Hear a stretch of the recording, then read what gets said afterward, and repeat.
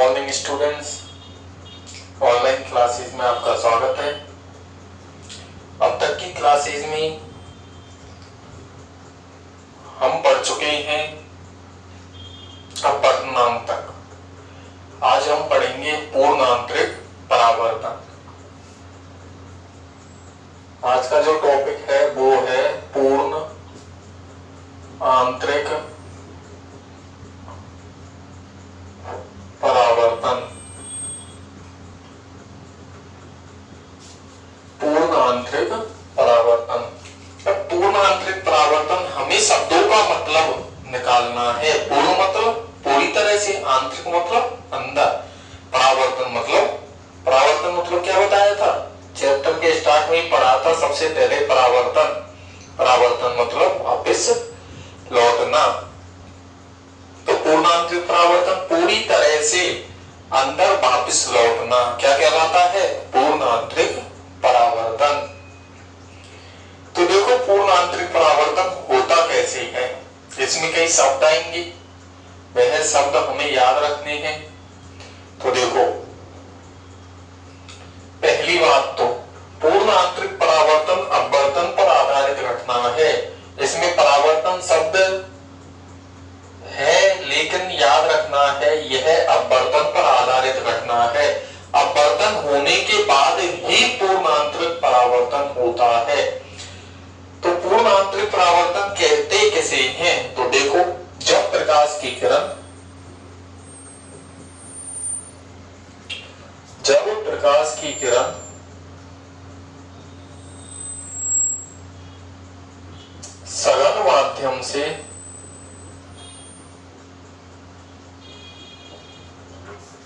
सघन माध्यम से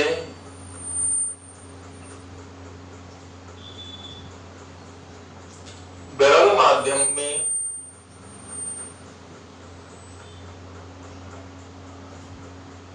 क्रांतिक कोण से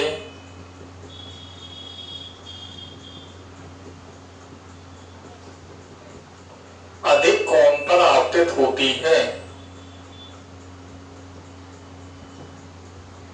क्रांतिक कोण से अधिक कोण पर आपतित होती है।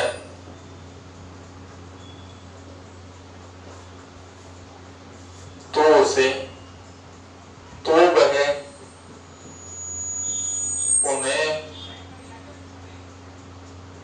वह पुनः सघन माध्यम में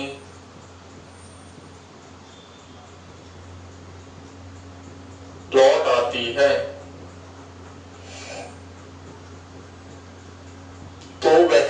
सघन माध्यम में लौट आती है। इस घटना को पूर्ण आंतरिक परावर्तन कहते हैं।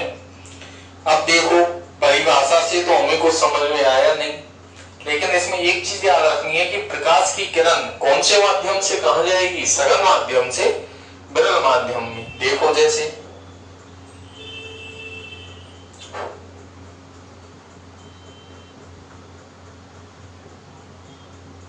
यह कौन सा माध्यम? जल। और ऊपर क्या है? वायु। अब बताओ जल और वायु में से सघन कौन? जल। यह कैसा माध्यम? सघन। और जल की तुलना में वायु कैसी? विरल। तो प्रकाश की किरण कहां से कहां जाएगी? सघन माध्यम से विरल माध्यम में। तो देखो यह प्रकाश की किरण पानी से कहां जा रही है? वायु में। ऐसे जानी चाहिए थी, लेकिन ऐसे नहीं जाती। मैंने आपको बताया था जब प्रकाश की किरण एक माध्यम से दूसरे माध्यम में प्रवेश करती है तो उसके वेग में परिवर्तन होता है, जिससे वह अपने पथ से विचलित हो जाती है। अब यह भी बताया था कि कौन से माध्यम से कौन से में जाएगी तो वेग में परिवर्तन क्या होगा और उसके पथ में परिवर्तन क्या होगा। तो देखो जल से कहां जा रही है? वायु में। तो बताओ जल में अधिक गति से चलेगी या वायु में? कहां वेग अधिक होगा? वायु में। तो वेग में क्या हुई? वृद्धि। वेग में वृद्धि होगी तो अविलंब से दूर हट जाएगी। क्या होगा? अविलंब से दूर जाएगी। तो देखो ऐसे जानी चाहिए थी लेकिन ऐसे नहीं जाके यह अविलंब ऐसे नहीं जाके अविलंब से दूर हट जाती है। तो यह तो वही अपवर्तन की घटना है जो अब तक हम पढ़ते आए थे। जब प्रकाश की किरण एक माध्यम से दूसरे माध्यम में प्रवेश करती है तो वेग में परिवर्तन होता है जिससे अविलंब से दूर हटती है, अविलंब के पास झुक जाती है। अब वेग में यदि सघन से विरल में जा रही है तो वेग में क्या होगी? वृद्धि। वेग में वृद्धि हुई तो अविलंब से दूर हट जाएगी, और यदि विरल से सघन में आती तो वेग में क्या होती? कमी। वेग में कमी हुई तो अविलंब की ओर झुक जाती। लेकिन पूर्ण आंतरिक परावर्तन के लिए आवश्यक है कि प्रकाश की किरण सघन से विरल में जाए तो ही पूर्ण आंतरिक परावर्तन की घटना होगी। यदि प्रकाश की किरण विरल से सघन माध्यम में आएगी तो पूर्ण आंतरिक परावर्तन की घटना नहीं होगी।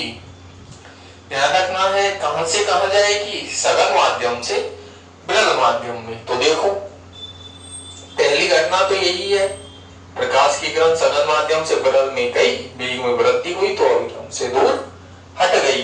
लेकिन अब यदि कुछ बच्चे कह रहे हैं कि सर हमारे यह कौन पसंद नहीं आया, यह कौन पसंद नहीं आया। उन्होंने बोला कि सर हम तो इस किरण को ऐसे ले जाएंगे। कैसे ले जाएंगे? ऐसे ले जाएंगे। यदि तुम प्रकाश की किरण को ऐसे ले जाओगे तो यह ऐसे जानी चाहिए थी। तो माध्यम तो वही है, सघन से विरल। वेग में क्या होगी? वृद्धि। वेग में वृद्धि तो अविलंब से दूर हट जाएगी, तो यह ऐसे जाएगी। अब यदि और मन किया कि सर और ऐसे लेकर जाओ, ऐसे ले गए, ऐसे ले गए तो ऐसे जानी चाहिए थी। लेकिन वही कहां से कहां जा रही है? सघन माध्यम से विरल माध्यम में, तो वेग में वृद्धि, और वेग में वृद्धि तो अविलंब से दूर हटेगी, तो ऐसे आ जाएगी।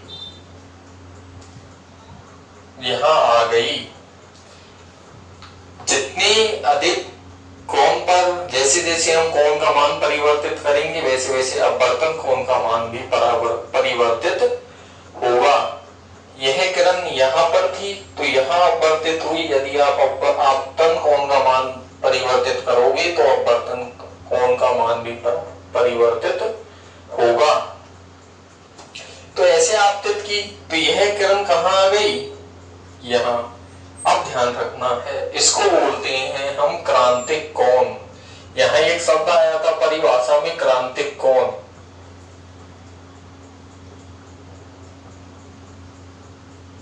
तो क्रांतिक कोण कहते किसे हैं? क्रांतिक कोण आपतन कोण के उस विशिष्ट मान को कहते हैं जिस पर अपवर्तित किरण दोनों माध्यमों के पृथक्कारी पृष्ठ के समांतर हो जाए। तो देखो इस कोण पर हमने प्रकाश की किरण आपतित की तो यह अपवर्तित किरण दोनों माध्यमों के पृथक्कारी पृष्ठ, अब यह पृथक्कारी पृष्ठ ही तो है, इसके ऊपर वायु और इसके ऊपर नीचे जल, यह क्या है? पृथक्कारी पृष्ठ, जो दोनों माध्यमों को एक दूसरे से पृथक कर रहा है। तो यदि अपवर्तित किरण दोनों माध्यमों के पृथक्कारी पृष्ठ के समांतर हो जाती है तो आपतन कोण के उस मान को क्या बोलेंगे? क्रांतिक कोण। तो आपतन कोण के उस मान को क्या बोलेंगे? क्रांतिक कोण। तो देखो फिर आपतन कोण का वह विशिष्ट मान, याद रखना है क्रांतिक कोण बोलते हैं आपतन कोण के मान को। आपतन कोण का वह विशिष्ट मान जिस पर अपवर्तित किरण दोनों माध्यमों के पृथक्कारी पृष्ठ के समांतर हो जाए वह क्या कहलाता है? क्रांतिक कोण। तो देखो क्रांतिक कोण किसे कहते हैं? आपतन कोण का वह विशिष्ट मान, आपतन कोण का विशिष्ट मान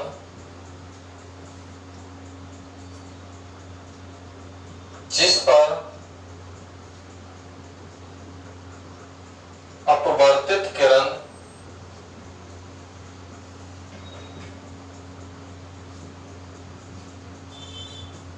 दोनों माध्यमों के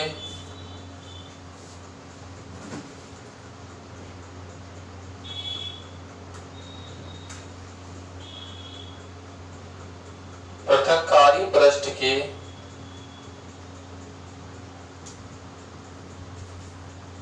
समांतर हो जाए वह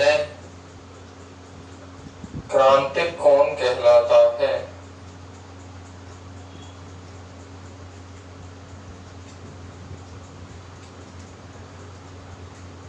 तो देखो किसे बोलते हैं क्रांतिक कोण? आपतन कोण का वह विशिष्ट मान यह है, याद रखना है। क्रांतिक कोण आपतन कोण के लिए आता है। आपतन कोण का वह विशिष्ट मान जिस पर अपवर्तित किरण, यह अपवर्तित किरण है, दोनों माध्यमों की पृथक्कारी पृष्ठ की कैसी हो जाए? समांतर हो जाए, तो उसे क्या बोलते हैं हम? क्रांतिक कोण। देखो डायग्राम को अलग अलग करके देखते हैं। यहाँ यह भी याद रखना है, क्रांतिक कोण सिर्फ पूर्ण आंतरिक परावर्तन की घटना में होता है, और पूर्ण आंतरिक परावर्तन की घटना में प्रकाश की किरण सघन से विरल माध्यम में जाएगी। इसमें हम यह भी ऐड कर सकते हैं कि जब प्रकाश की किरण सघन माध्यम से विरल माध्यम में प्रवेश करती है तो आपतन कोण का वह विशिष्ट मान जिस पर अपवर्तित किरण दोनों माध्यमों के पृथक्कारी पृष्ठ के समांतर हो जाए वह क्रांतिक कोण कहलाता है। तो देखो यहाँ डायग्राम, नीचे क्या? जल, और ऊपर वायु। वायु विरल माध्यम और जल सघन माध्यम। प्रकाश की किरण पहली कंडीशन तो क्या है? सघन माध्यम से कैसी जानी चाहिए? विरल माध्यम में ऐसे जानी चाहिए थी, ऐसे नहीं जाके अविलंब से दूर हट गई। यह क्या है? अविलंब।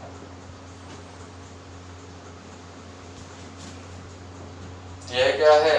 अपवर्तित किरण। यह क्या है? आपतित किरण।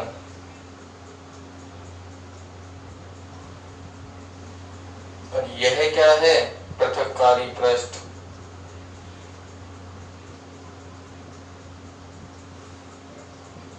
यह क्या है? पृथक्कारी पृष्ठ। तो ध्यान रखना है, पहली कंडीशन सघन से विरल में गई। अब मैंने आपको बताया था आगे जैसे जैसे हम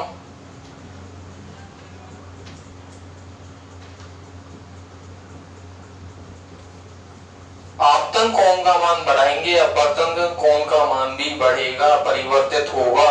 तो यदि आपतित किरण को आप और अधिक तिरछी आपतित करते हो तो यह ऐसे जानी चाहिए थी, लेकिन सघन माध्यम से विरल माध्यम में जाएगी तो वेग में क्या होगा?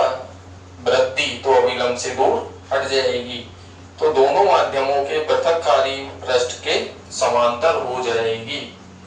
इस घटना को क्या इस कोण को क्या बोलते हैं? क्रांतिक कोण। क्या बोलते हैं? क्रांतिक कोण। यह कोण क्रांतिक कोण। तो जैसे जैसे आप आपतन कोण का मान बढ़ाओगे, अपवर्तन कोण का मान भी बढ़ेगा। तो क्रांतिक कोण याद रखना है, आपतन कोण का वह विशिष्ट मान जिस पर अपवर्तित किरण दोनों माध्यमों के पृथक्कारी पृष्ठ के समांतर हो जाए। तो यहां तक यह प्रकाश की किरण ऐसे दोनों माध्यमों के पृथक्कारी पृष्ठ के समांतर हो गई। इस कंडीशन में यह भी याद रखना है, यह भी एक स्टार पॉइंट है कि क्रांतिक कोण पर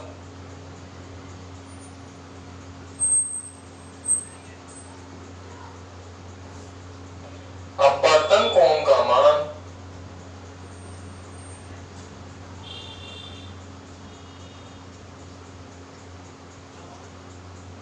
90 डिग्री होता है। देखो डायग्राम हमारे सामने है। अपवर्तन कोण अविलंब और अपवर्तित किरण के मध्य बना कोण। अपवर्तन कोण तो यह कोण कितना है, यह अविलंब, यह अपवर्तित किरण तो यह कोण कितना 90 डिग्री। तो यह भी याद रखना है, यह भी एक नंबर का क्वेश्चन पूछा जा सकता है कि क्रांतिक कोण की स्थिति में अपवर्तन कोण का मान कितना होता है। तो कितना होता है 90 डिग्री।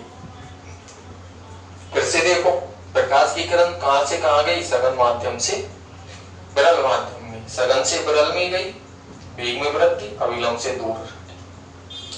उसके बाद जैसे जैसे हम इसका मान बढ़ाते जाएंगे तो एक स्थिति ऐसी आएगी कि अपवर्तित किरण दोनों माध्यमों के पृथककारी पृष्ठ की कैसी हो गई, समांतर। तो इस आपतन कोण के मान को हम क्या बोलेंगे, क्रांतिक कोण। अब देखो अगली कंडीशन, यह जल है, ऊपर वायु है। अब यदि हम इससे भी ज्यादा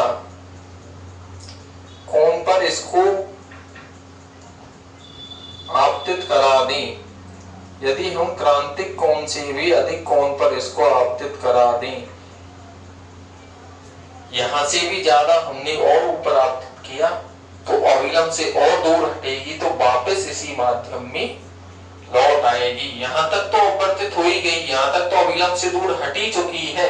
यदि इसको और अधिक कोण पर आपतित कराएं, अपवर्तन कोण का मान और अधिक बढ़ेगा, तो अब यहां से वे वापस कहां जाएगी, जल में। तो इसको क्या बोलते हैं हम, पूर्ण आंतरिक परावर्तन। तो परिभाषा देखो, जब प्रकाश की किरण सघन माध्यम से विरल माध्यम में प्रवेश करती है, यह ध्यान रखना है कि प्रकाश की किरण कौन से माध्यम से जाएगी, सघन माध्यम से, और कहां जाएगी, विरल माध्यम में। सघन माध्यम से विरल माध्यम प्रवेश करेगी तो ही पूर्ण आंतरिक परावर्तन होगा, अन्यथा नहीं होगा। क्रांतिक कोण से अधिक कोण पर आपतित होती है। क्रांतिक कोण से अधिक कोण, क्रांतिक कोण को आपको पता है कि जब अपवर्तित किरण कहां जाए, दोनों माध्यमों के पृथककारी पृष्ठ के समांतर। इस कंडीशन में जहां अपवर्तन कोण का मान कितना हो, 90 डिग्री, तो उस कोण को क्या बोलते हैं, क्रांतिक कोण। क्रांतिक कोण से अधिक कोण पर, यदि इससे भी अधिक कोण पर हम आपतित करा देंगे तो और अधिक अपवर्तित होगी, जिसकी वजह से यहां से अविलंब से यदि और दूर हटी तो वापस कहां पहुंच जाएगी, जल में। तो पुनः सघन माध्यम में लौट जाती है। अब यहां से ज्यादा अविलंब से दूर हटेगी तो फिर माध्यम कौन सा आ गया, जल। तो जल में लौट गई, जल से चली जल में ही लौट आई, पुनः उसी माध्यम में वापस आ गई, इसलिए इसको क्या बोलते हैं, परावर्तन। बताया था आपको, टकराकर वापस आना, तो यहाँ गई, टकराई और वापस लौट आई, तो क्या है, परावर्तन। इसलिए इसको क्या बोलते हैं, पूर्ण आंतरिक परावर्तन। लेकिन हुआ किस घटना की वजह से, अपवर्तन की वजह से। तो अपवर्तन पर आधारित घटना है, लेकिन घटना कौन सी है, परावर्तन। तो इसलिए इसको क्या बोलते हैं, पूर्ण आंतरिक परावर्तन। अब कई बार क्वेश्चन पूछता है पूर्ण आंतरिक परावर्तन के लिए आवश्यक शर्तें लिखिए। तो 2 शर्तें आवश्यक हैं जो परिभाषा में आपको दी हुई हैं। पहली शर्त है प्रकाश की किरण सघन माध्यम से विरल माध्यम में प्रवेश करनी चाहिए। मैं आपको बार बार बता रहा हूं कि पूर्ण आंतरिक परावर्तन की घटना तभी होगी जब प्रकाश की किरण सघन माध्यम से विरल माध्यम में प्रवेश करेगी। यदि सघन से विरल माध्यम में प्रवेश नहीं करेगी तो पूर्ण आंतरिक परावर्तन की घटना भी नहीं होगी। तो पहली शर्त तो यही है कि प्रकाश की किरण का सघन माध्यम से विरल माध्यम में प्रवेश करना आवश्यक है। दूसरी शर्त, आपतन कोण का मान क्रांतिक कोण से अधिक होना चाहिए। हमने यहां देखा है आप प्रकाश की किरण सघन से विरल माध्यम में प्रवेश कर रही है, लेकिन पूर्ण आंतरिक परावर्तन की घटना नहीं हो रही। अपवर्तन की घटना हुई, प्रकाश की किरण जल से वायु में गई और वायु में अपवर्तित हो गई, वापस जल में नहीं लौटी। यहां भी हमने देखा कि इस कोण पर आपतित हुई, पृथककारी पृष्ठ के समांतर हो गई, लेकिन तब भी पानी में वापस नहीं लौटी, परावर्तन की घटना तब भी नहीं हुई। परावर्तन की घटना कब हुई? जब हमने इससे भी अधिक कोण पर आपतित कराया, जब हमने क्रांतिक कोण से भी अधिक कोण पर इसको आपतित कराया तो यह अविलंब से और दूर हटी, जिसकी वजह से वापस कहां लौट आई? जल में। तो दूसरी क्या शर्त आवश्यक है कि आपतन कोण का मान क्रांतिक कोण से अधिक होना चाहिए, तब ही पूर्ण आंतरिक परावर्तन की घटना होगी। ध्यान रखना, दो ही शर्तें हैं, दोनों आपकी डेफिनेशन में दी हुई है। प्रकाश की किरण सघन से विरल माध्यम में जानी चाहिए, यह पहली शर्त है, फर्स्ट कंडीशन। सेकंड कंडीशन है कि क्रांतिक कोण से अधिक कोण पर आपतित होनी चाहिए। तो आपतन कोण का मान क्रांतिक कोण से अधिक होना चाहिए, तब क्या होगा? पूर्ण आंतरिक परावर्तन। एक छोटा सा उपयोग भी दिया हुआ है आपकी बुक में, पूर्ण आंतरिक परावर्तन का उपयोग। तो इसका उपयोग होता है प्रकाश तंतु द्वारा, प्रकाश तंतु अंग्रेजी में बोलते हैं ऑप्टिकल फाइबर, अंग्रेजी नाम भी इंपॉर्टेंट है। ऑप्टिकल माने प्रकाश और फाइबर माने तंतु। चश्मों की दुकानों पर आपने देखा होगा, अपने नाम से कोई भी नाम को लिखते हैं, बेहर ऑप्टिकल्स, इस मान लो श्री कृष्णा ऑप्टिकल्स। तो ऑप्टिकल्स मतलब प्रकाश, ऑप्टिकल फाइबर, प्रकाश तंतु में किसका उपयोग किया जाता है? पूर्ण आंतरिक परावर्तन का। प्रकाश तंतु भी पढ़ेंगे हम अगले चैप्टर में, इससे अगले में नहीं, काफी आगे वाले चैप्टर में, इसी बुक में पढ़ेंगे। लेकिन प्रकाश तंतु में किसका उपयोग किया जाता है? पूर्ण आंतरिक परावर्तन का। तो ये हुए आपके पूर्ण आंतरिक परावर्तन। ध्यान रखना, प्रकाश किरण सघन माध्यम से विरल माध्यम में क्रांतिक कोण से अधिक मान पर आपतित होगी तो पुनः सघन माध्यम में लौट आएगी। ध्यान रखना है, सघन से जाएगी, विरल में जाएगी, यह इंपॉर्टेंट है, आवश्यक शर्त है। आपतन कोण का मान क्रांतिक कोण से अधिक होना चाहिए, यह भी आवश्यक शर्त है। दो कंडीशन है आवश्यक, दोनों डेफिनेशन में दी हुई है। क्रांतिक कोण किसे कहते हैं? ध्यान रखना है कि जब प्रकाश की किरण सघन माध्यम से विरल माध्यम में प्रवेश करती है तो आपतन कोण का वह विशिष्ट मान जिस पर अपवर्तित किरण दोनों माध्यमों के पृथककारी पृष्ठ के समांतर हो जाती है, क्रांतिक कोण कहलाता है। यदि क्रांतिक कोण से भी अधिक कोण पर आपतित करेंगे तो प्रकाश की किरण अविलंब से और ज्यादा दूर हटेगी तो पुनः वापस सघन माध्यम में लौट आएगी, जिस घटना को हम पूर्ण आंतरिक परावर्तन कहते हैं, जिसका उपयोग प्रकाश तंतु ऑप्टिकल फाइबर में किया जाता है। इससे आगे अब हम पढ़ेंगे लेंस। दर्पण हम पहले पढ़ चुके हैं, तो जो दर्पण हमने पढ़े थे उनका थोड़ा फायदा हमें लेंसों में मिलेगा। लेंस और दर्पण में जो मेजर अंतर है, मेजर डिफरेंस है, वो आपको समझना है, उसके बाद कोई प्रॉब्लम वाली बात है नहीं। तो देखो, लेंस, लेंस कहते किसे हैं? लेंस कहते हैं दो पारदर्शक पृष्ठों से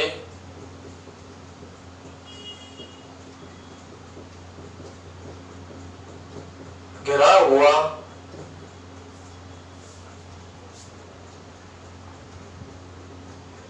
समांगी माध्यम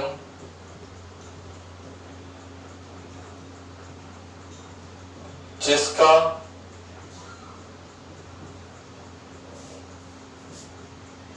कम से कम एक पृष्ठ वक्रित, वक्रित का मतलब पहले भी बताया था कैसा होता है, मुड़ा हुआ, गोलीय, गोलीय होता है। तो देखो, लेंस दो पारदर्शक पृष्ठों से घिरा हुआ, तो सबसे पहला जो दर्पण और लेंस में अंतर है, दर्पण अपारदर्शक होता है, लेंस कैसा होता है? पारदर्शक। दो पारदर्शक पृष्ठों से घिरा हुआ समान समांगी माध्यम, समांगी का मतलब आप 9th क्लास में पढ़ के आए होंगे, समांगी मिश्रण, विषमांगी मिश्रण। समांगी मतलब सम प्लस अंगी, जिसके सभी अंग समान हो, जो एक ही प्रकार के अवयवों से मिलकर बना हो, क्या कहलाता है? समांगी। तो दो पृष्ठ है, पारदर्शक है, समांगी है, जिसका कम से कम एक पृष्ठ वक्रित हो। कम से कम एक पृष्ठ का मतलब है कि एक पृष्ठ तो गोल मुड़ा हुआ होगा ही, दूसरा हो तो भी कोई प्रॉब्लम नहीं है। यदि दोनों पृष्ठ वक्रित हैं, दोनों पृष्ठ मुड़े हुए हैं, दोनों पृष्ठ गोलीय हैं, तो भी कोई प्रॉब्लम नहीं है, लेकिन कम से कम एक पृष्ठ तो वक्रित होना आवश्यक है। तो ध्यान रखना है, लेंस दो पारदर्शक पृष्ठ होते हैं। सबसे पहले तो दो पृष्ठ होते हैं, दर्पण में एक ही पृष्ठ था, लेंस में दो पृष्ठ होते हैं। दर्पण अपारदर्शक था, लेंस कैसा है? पारदर्शक। समांगी माध्यम में एक पृष्ठ कम से कम कैसा होना चाहिए? वक्रित। दर्पण समतल भी होता है और गोलीय भी, उसमें तो एक ही पृष्ठ है, यदि वे समतल है तो समतल और गोलीय है तो गोलीय दर्पण। यहाँ दो पृष्ठ हैं, दोनों में से कम एक पृष्ठ तो कैसा होना चाहिए? गोलीय या वक्रित। यदि दोनों भी गोलीय हैं तो भी कोई प्रॉब्लम वाली बात नहीं है। अब पढ़ें लेंस के प्रकार। वही प्रकार हैं जो दर्पण के पढ़े थे। उत्तल लेंस और अवतल लेंस। और अब यहाँ एक छोटी सी बात याद रखनी है कि लेंस और दर्पण, ये जो नाम है उत्तल और अवतल, ये एक दूसरे के अपोजिट काम करते हैं। जो काम दर्पण के लिए अवतल ने किया था, वह काम लेंस के लिए उत्तल करेगा। जो काम दर्पण में उत्तल ने किया था, वह लेंस में अवतल करेगा। ध्यान रखना, फिर बोल रहा हूं कि ये नाम कैसे हो जाएंगे? लेंस और दर्पण में एक दूसरे के अपोजिट। अवतल दर्पण जो काम कर रहा है, वह काम कौन सा लेंस करेगा? उत्तल लेंस, ना कि अवतल लेंस। फिर ध्यान देना, अवतल दर्पण जो काम करेगा लेंसों में, वह काम उत्तल लेंस करेगा। उत्तल दर्पण जो काम करता है लेंसों में, वह अवतल लेंस करेगा।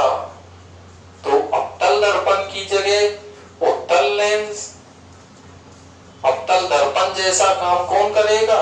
उत्तल लेंस। उत्तल दर्पण जैसा काम कौन करेगा? अवतल लेंस। तो देखो, पहला लेंस पढ़ते हैं, उत्तल लेंस।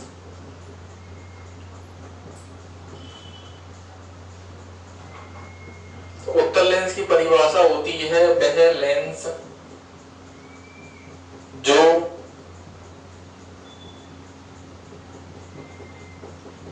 किनारों से पतला व बीच से मोटा होता है।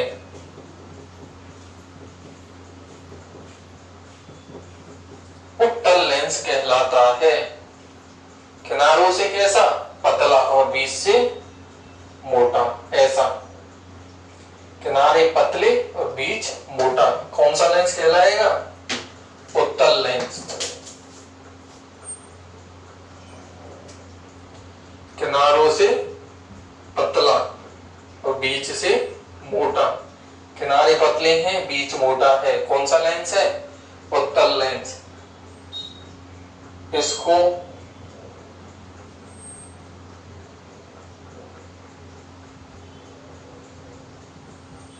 अभिसारी लेंस भी कहते हैं।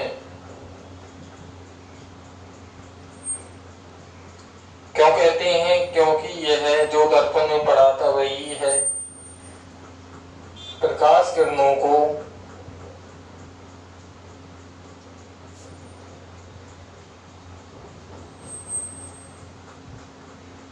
अपवर्तन के पश्चात एक बिंदु पर अवक्षित कर देता है।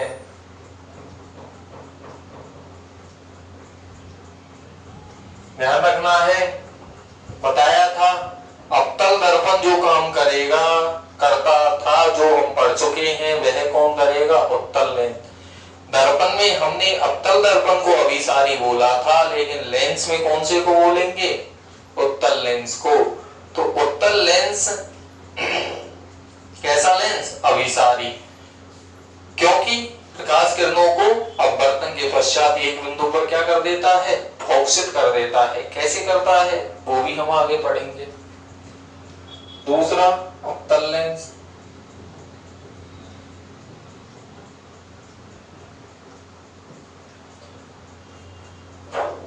वह लेंस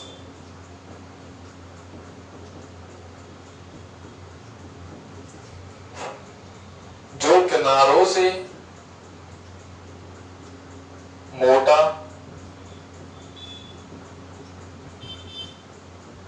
व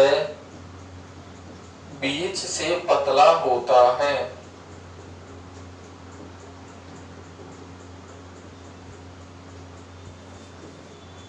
तो देखो, उत्तल लेंस किनारों से पतला, बीच से मोटा। अवतल लेंस किनारों से मोटा, बीच से पतला।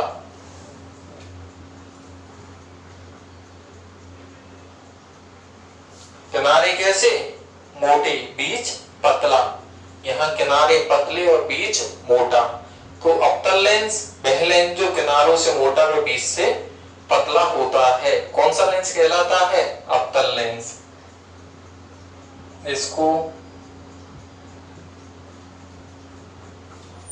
अपसारी लेंस भी कहते हैं।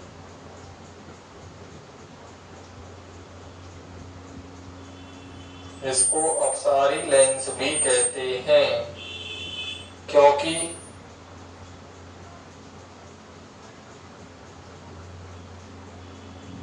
प्रकाश किरणों को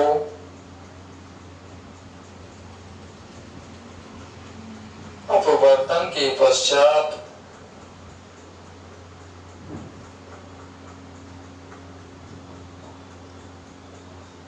फैला देता है।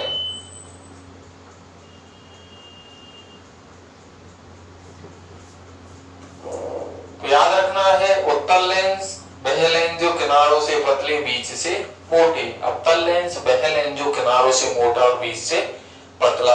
अब लेंस और दर्पण में आपको कंफ्यूजन होगा, इसलिए मैं ऑलरेडी पहले ही बता चुका हूं कि अवतल दर्पण के लिए जिन जिन शब्दों का हमने उपयोग किया था, प्रतिबिंब निर्माण भी पढ़ेंगे आगे। अवतल दर्पण में हमने 6 स्थितियां पढ़ी थी। जो कुछ वहां अवतल के लिए हुआ था दर्पण में, वह लेंस में उत्तल के लिए होगा। वहां हमने अवतल दर्पण को अभिसारी बोला था, यहाँ उत्तल लेंस अभिसारी है।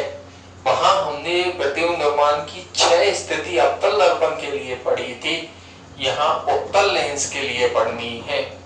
वहां हमने उत्तल दर्पण को अपसारी बोला था, यहाँ अवतल दर्पण अपसारी है। वहां हमने उत्तल दर्पण के लिए 2 स्थिति पढ़ी थी, यहाँ अवतल लेंस के लिए 2 स्थितियां पढ़नी है। इसके बाद चलो, इनके भी प्रकार दिए हुए हैं आपकी बुक में, उत्तल लेंस के और अवतल लेंस के, यह भी देख लेते हैं।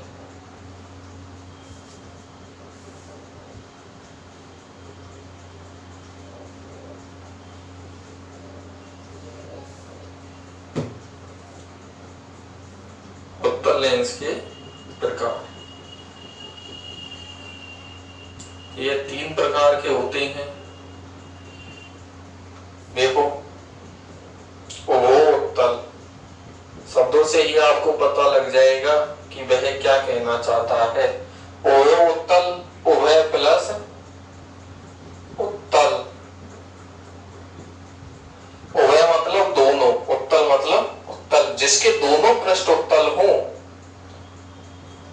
वह क्या कहलाता है?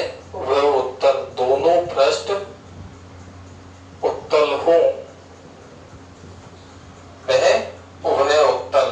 उभय मतलब दोनों, उत्तल मतलब उत्तल, जिसके दोनों पृष्ठ उत्तल हो। दोनों पृष्ठ उत्तल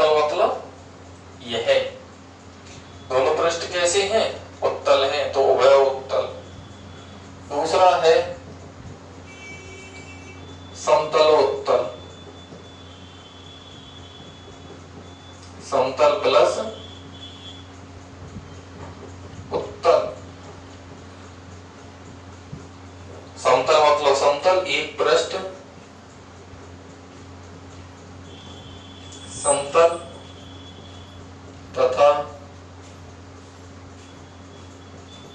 दूसरा पृष्ठ उत्तल। तो शब्द जो नाम है उसके अकॉर्डिंग की परिभाषा हो रही है समतलोत्तल, समतल प्लस उत्तल। समतल का मतलब एक पृष्ठ समतल, उत्तल का मतलब दूसरा पृष्ठ उत्तल। तो समतल प्लस उत्तल, एक पृष्ठ समतल और दूसरा पृष्ठ उत्तल। तो समतल का मतलब सीधा, उत्तल का मतलब उत्तल। तो यह कौन सा हो गया? समतलोत्तल, एक पृष्ठ समतल, दूसरा पृष्ठ उत्तल। तीसरा प्रकार है अवतलोत्तल।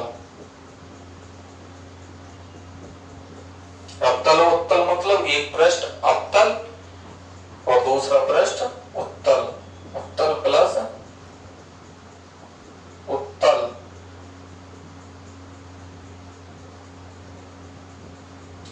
एक पृष्ठ अवतल, दूसरा पृष्ठ उत्तल। एक पृष्ठ अवतल मतलब अंदर की ओर धसा हुआ, दूसरा पृष्ठ उत्तल बाहर की ओर उड़ा हुआ। तो यह क्या हो गया? अवतलोत्तल। तो देखो तीन प्रकार के होते हैं अवतल लेंस। उभयोत्तल जिसके दोनों पृष्ठ उत्तल हो, उभय मतलब दोनों, उत्तल मतलब उत्तल दोनों पृष्ठ उत्तल। समतलोत्तल, समतल प्लस उत्तल, एक पृष्ठ समतल दूसरा उत्तल, एक पृष्ठ समतल है दूसरा उत्तल है। अवतलोत्तल, अवतल प्लस उत्तल, एक पृष्ठ अवतल दूसरा पृष्ठ उत्तल। तो एक पृष्ठ अवतल दूसरा उत्तल। इसी प्रकार अवतल लेंस के तीन प्रकार हैं।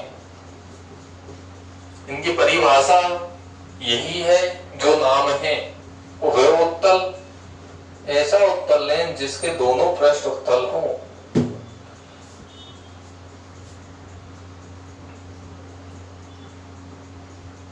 अवतल लेंस के प्रकार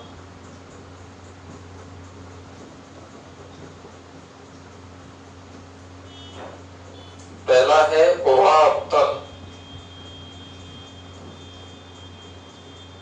उभाअवतल मतलब उभय प्लस अवतल,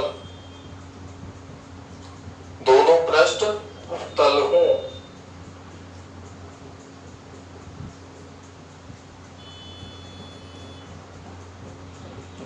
तो इसकी यदि परिभाषा देनी हो तो कैसे देंगे? उभा अवतल, उभय मतलब दोनों, अवतल मतलब उत्तल। ऐसा लेंस जिसके दोनों पृष्ठ अवतल हो।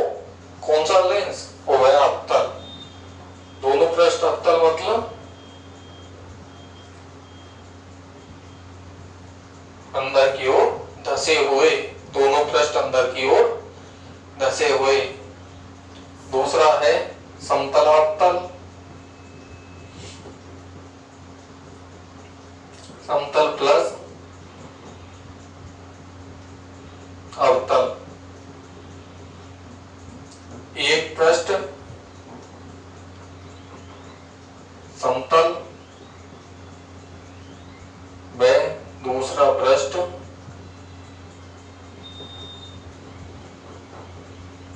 अवतल। नाम पर ध्यान देना है। समतलावतल, समतल प्लस अवतल। समतल एक पृष्ठ समतल, अवतल दूसरा पृष्ठ अवतल। जिसका एक पृष्ठ समतल हो वह दूसरा पृष्ठ अवतल हो, वह कौन सा लेंस है? समतलावतल। तो एक पृष्ठ समतल और दूसरा अवतल, अंदर की ओर धसा हुआ। तो कैसा लेंस हो गया? समतलावतल, एक पृष्ठ समतल दूसरा पृष्ठ अवतल। तीसरा प्रकार है उत्तलावतल। उत्तल प्लस अवतल, एक पृष्ठ उत्तल व दूसरा पृष्ठ अवतल। जिसका एक पृष्ठ उत्तल व दूसरा पृष्ठ अवतल हो क्या कहलाता है? उत्तलावतल। एक पृष्ठ उत्तल मतलब बाहर की ओर वक्रित, दूसरा पृष्ठ अवतल अंदर की ओर धंसा हुआ, तो यह क्या हो गया? उत्तलावतल। तीन प्रकार है, उभयावतल, समतलावतल, उत्तलावतल। यही तीन प्रकार उत्तल के थे, उभयोत्तल, समतलोत्तल, अवतलोत्तल। इससे आगे लेंसों से संबंधित परिभाषाएं पढ़ेंगे, लेंसों से संबंधित अपवर्तन के नियम पढ़ेंगे, लेंसों से प्रतिबिंब निर्माण पढ़ेंगे, लेंस सूत्र के बारे में पढ़ेंगे, लेंसों से न्यूमेरिकल पढ़ेंगे।